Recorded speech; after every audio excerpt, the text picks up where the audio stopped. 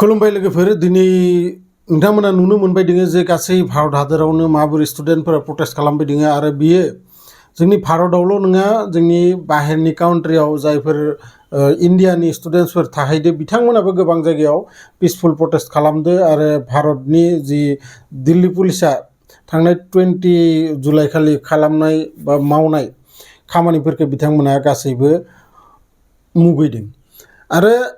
बे जोंनि भारतनि जि डेम'क्रेसि जोंनि जि मोनसे अधिकार जोंदि जोंनि मोनथायखौ बिनि थाखाय जोंहा अधिकार दोङो बे अधिकारनि माबोरै बे बिजेपि सरकारा बिखौ दमन खालामदों बिसोरफोरा बिथांमोना सासन खालामदों बिखौ गासैबो नुनो मोनदों खिन्थु बेनि गेजेरावनो नोंथांमोननो जे दिल्लीयाव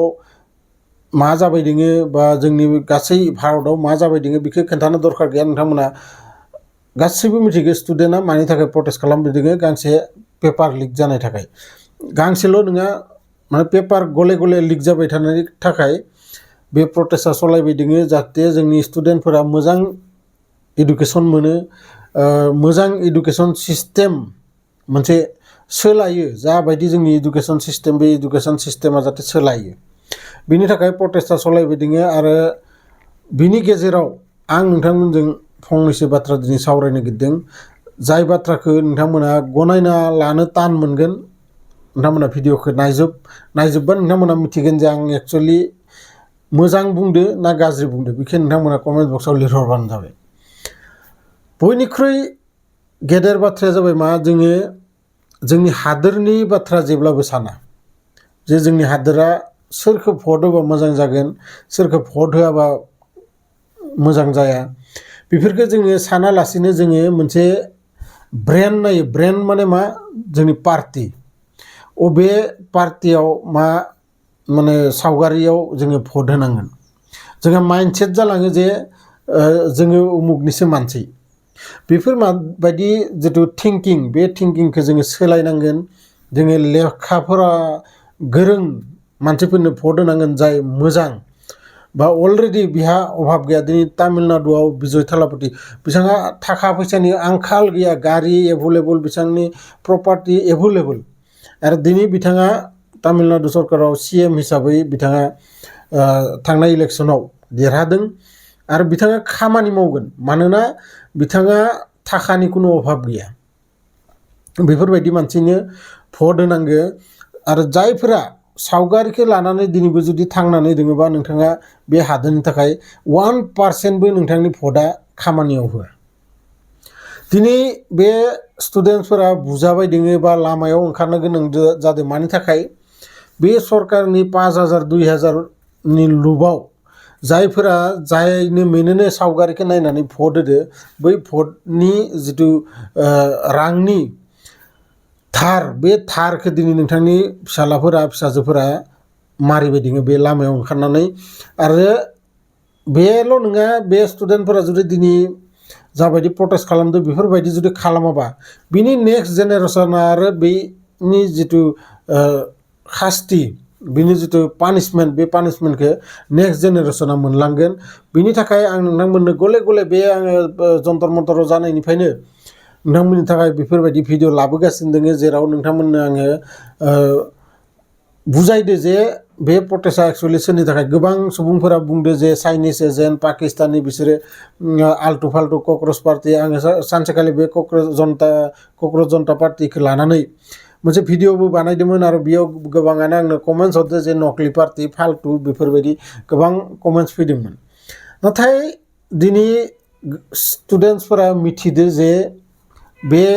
सनम वांचुकआनो जाथो बा अभिजित दिपकेयानो जाथो सोरनि थाखाय बिसोरो दिनै दिल्लीयाव जना दोङो बिसा इस्साबाथाय आरामसे जनानै एसि रुमाव जनानै जायै लोङै थानो हागोन नर्मेल बिथांमोननि जि लाइफ बे लाइफखौ बिथांमोना आरामसे एन्जय खालामलांनो हागौमोन नाथाय बिथांमोना गासैखौबो गारनानै दिनै सोरनि थाखाय जफैदो नोंथांनि आंनि फिसाला फिसाजोफोरा जाहाथे मोजां इडुकेसन मोनो आरो बै मोजां इडुकेसनखौ मोन्थों होननानै दिनै बिथांमोना धर्मेन्द्र प्रधान जाय जोंनि इडुकेसन मिनिस्टार बिथांखौ रिजाइन होथो होननानै दिनै प्रटेस्ट सलायबाय दोङो दिल्लीयाव जायगा गैया लामा लामा इमान लाख लाख स्टुडेन्टफोर गुबुन गुबुन हादोरनिफ्राय थांनानै आसामनिबो गोबां आङो नुनो मोनदों जे आसामनि स्टुडेन्टसफोराबो बेयाव थांनानै प्रटेस्टआव बाहागो लाहैदो आरो जोंनि बर'फोरखौबो आङो बुङो जायफोर स्टुडेन्ट थांनो हानाय दं नोंथांमोना थां आरो बै प्रटेस्टआव बाहागो ला आरो जुदि हायाबाथाय नोंथांमोननि जि डिस्ट्रिक्ट लेभेलाव जाथों बा गामि लेभेलावबाबो नोंथांमोना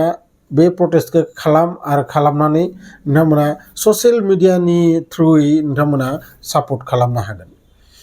दिनै आङो नोंथांमोननो सरकारनि किसुमान गोरोन्थिखौ बुंनि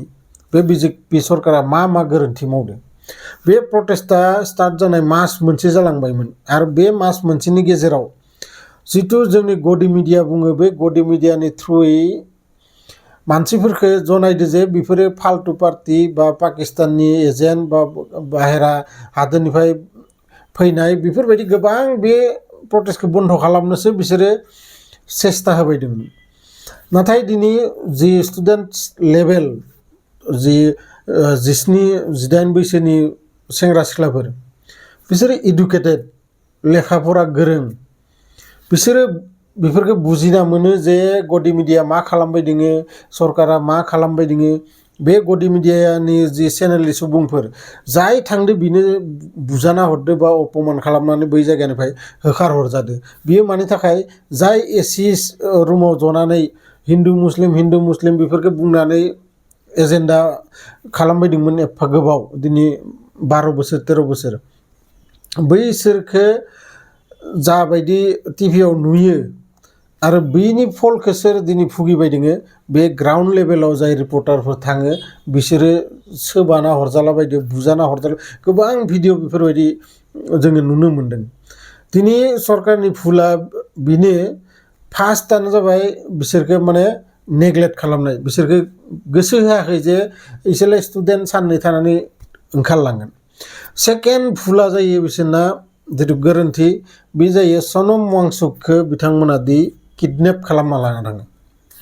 आं डिटेल्सै गासै भिडिअ सिगाङाव बानायखाना दोनदो जायफोरा नायाखै नोंथांमोना आंनि चेनेलाव थांनानै नायहैनो हागोन थार्डआव जाहैदो बै 20 जुलाइ खालि पिसफुल प्रटेस्ट मोनसे बिथांमोना दिहुनदोंमोन जे जोङो संसदहालागै थांगोन जि पार्लियामेन्टहालागै थांगोन थांनानै जोङो रायलायहैगोन आरो बे रायलायनायाव रावहाबो एख' खहा जायामोन एक्चुअलि किन्तु सरकारा मा खालामदो जेराव मेराव बेरिगेट्स लगायनानै जायखौनो बेखौनो जानला मानला स्टुडेन्टफोरनि सायाव बुलाय सुलाय खालामदो गोबां अत्याचार सोरबा सोरबा मेगन खाना जादो सोरबा आखाइ बायदो सोरबा आथिं बायदो सोरबा खर' गावदो बेनि उनाव बे गासै भारत हादरनि स्टुडेन्टसफोरा जेब्ला नुयो आजिखालि गावबा गाव आखायाव मबाइल आरो बे बाथ्राफोरखौ जेब्ला खोनायो प्रत्येक गामिनिफ्राय प्रत्येक स्टेटनिफ्राय गोबां स्टुडेन्टफोरानो बे दिल्लीयाव मोनहैयो आरो अखानायै थांनानै जाबायदि बेयाव प्रटेस्टआ स्टार्ट जायो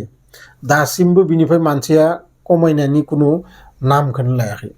दिनै इन्टारनेट बन्द खालामना होदो रेल बन्द खालामना होदो मानो जाहाथे मानसिफोर थांनानै आरो गेदारिं जानो हाया किन्तु सुबुंफोरा थांनाया जायफोरा थांदो थांगासिनो दङ आरो बिनि थाखाय नोंथांमोनखौबो आङो बुङो जे जायफोरा थांनो हागो थांनानै बेयाव खनसे नुजाहै सापर्ट खालाम गेरेन्टि जे नोंथाङा खनसे थांबाथाय बिनिफ्राय फैनो लुगैनाय नङा ओरैबायदि मोनसे इन्टारेस्टिं जायगा जानानै उथिदो बेयाव गासैबो एन्जयबो खालामदो प्रटेस्टबो खालामदो निजेनि गोसोफोरखौ स्रांबो मोनदो नोंगो दे आं खनसे बे प्रटेस्टआव बाहागो लाहैदों जायखिजाया लोगो मोनगोन बिदिनो मोनसे इन्टारेस्टिं भिडिअ लानानै नेक्स्ट भिडिअ अब्लासिम गोजोन्थों।